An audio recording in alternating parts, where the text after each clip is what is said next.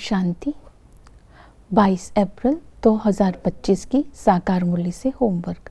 आज की मुरली से हम लक्ष्य लेंगे, विश्व का मालिक बनने के लिए फॉलो फादर मदर कर स्वयं को कर्म बंधनों से मुक्त बनाना है।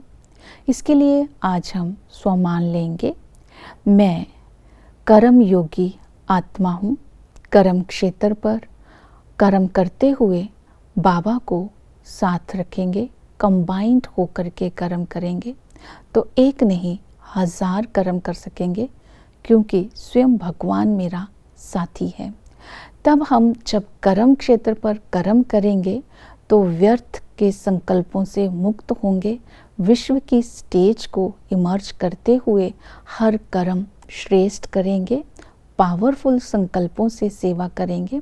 तो इसी तरह आज सदा ही मैं विजयी आत्मा हूँ, कर्म योगी आत्मा हूँ, बाबा के साथ कंबाइंड आत्मा हूँ, इस स्मृतियों को इमर्ज करते हुए आज हम कर्म क्षेत्र पर रहेंगे। आज का दिन प्रैक्टिकल में होमवर्क रहेगा, कर्म बंधन मुक्त रहने का आज अटेंशन रखेंगे। देह अभिमान को छोड़ने के लिए आज विशेष एक परहेज बताई। देही अभिमानी हो करके बाप की याद में भोजन बनाना है और बाप की याद में भोजन खाना है। इस परहेज को बुद्धि में रखेंगे तो विश्व के मालिक बने के अधिकारी बन जाएंगे। दूसरा बताया है, कर्म बंधन से मुक्त रहना है तो सदा समझना है हम विश्व की स्टेज के ऊपर हैं। सारा विश्व मेरे हर संकल्प हर कर्म को कॉपी कर रहा है, तो स्वयं को व्यर्थ संकल्पों से मुक्त रखना है, अपने संकल्पों को श्रेष्ठ बनाना है, पावरफुल बनाना है। अगर व्यर्थ संकल्प चले तो व्यर्थ के खाते के निमित्त बन जाएंगे। दुनिया की बातों को जब बुद्धि से भूलेंगे तो माया जीत बन जाएंगे, माया के चक्रों से मुक्त हो जाएंगे। तो अपनी बुद्धि में चक्र को फिराते रहना है। ये हार और जीत का चक्र है। अब इस हार और जीत के चक्र को बुद्धि में फिराने से माया जीत बन जाएंगे। आदि में हम आत्माएं जब थी तो इसमें स्मृति में लाना है, हम आदि में पारस बुद्धि थे, लक्ष्मी नारायण का राज्य था, पवित्र आत्माएं थे, सोजरे में थे।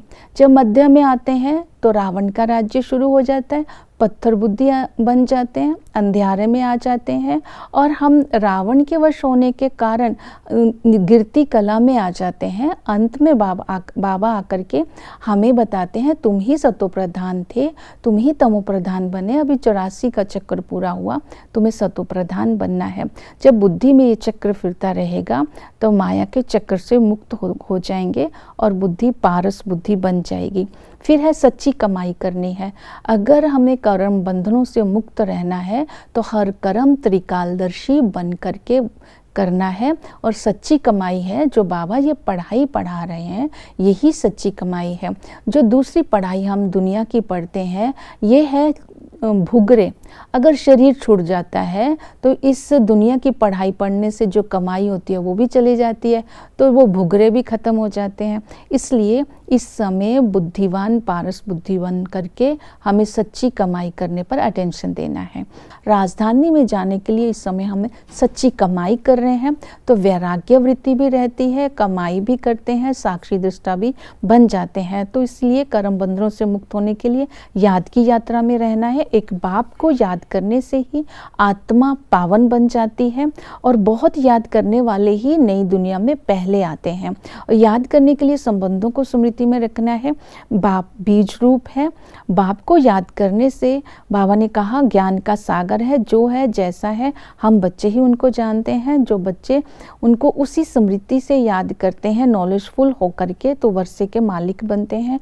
वही टीचर पढ़ाई पढ़ाते हैं, इस पढ़ाई से ही हमें भविष्य की कमाई होती है। हम ज्ञान रतन लेते हैं, ये रूहानी पढ़ाई है, इससे हम त्रिकालदर्शी बनते हैं और इसी कमाई को सच्ची कमाई कहा जाता है। और इस सतगुरु आकर के हमें पावन बनाते हैं। तो इस तरह सर्विसेबल बच्चे ही बाबा ने कहा भविष्य में ऊंच पद पाते हैं। सर्विस करने के लिए देही अभिमानी बनना है, परमात्मा सर्वव्यापी नहीं है ये बताना है। सबको माया के जंजीरों से छुड़ाने का आप ही का ही धंधा है। सर्विस करते समय देह अभिमान नहीं होना चाहिए और किसी प्रकार के बहाने नहीं लगाने चाहिए। उपराम स्थिति से सर्विस करनी है, योग युक्त होकर के सर्विस करनी है। सर्दी गर्मी दुख सुख निंदा स्तुति में सदा ही समान रहना है, तभी सेवा कर सकते हैं। और बाप का परिचय देना है, चक्कर का ज्ञान देना है, सब धर्म वालों को बताना है कि बाप को याद करने से आप भी मुक्ति धाम में जा सकते हैं। ओम शांति।